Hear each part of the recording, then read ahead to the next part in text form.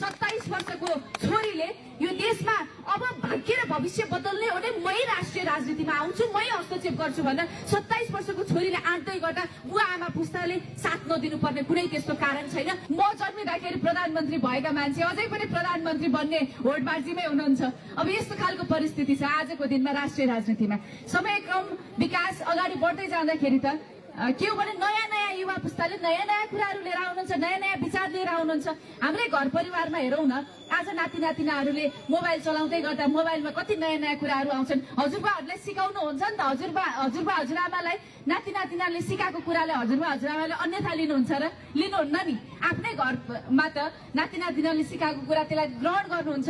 देश पनि त्यस्तै एउटा समाज जस्तै त हो नि, नयाँ नयाँ कुरा आएका छन्। समाजले नयाँपन खोजेको छ, कस्ता रकेट साइन्सका कुराहरू आइसकेका छन्। तर अझै पनि हामी कस्तो अवस्थामा छौँ भने एउटा बाटो निर्माण हुँदा खुसी हुनुपर्ने बिन्दुमा छौँ। विकास भनेको यो होइन।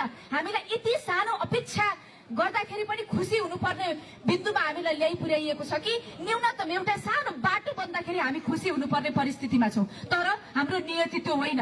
हाम्रा छिमेकी देशहरू हेरौँ, दुईटा देशहरू अर्थतन्त्रमा निकै फड्को मारिसकेका छन्। हाम्रो दुईटै छिमेकीहरू आज विश्व अर्थतन्त्रमा बलिया देशहरू छन्। उनीहरू विकासका दृष्टिकोणले कहाँ हो पर पुग्दै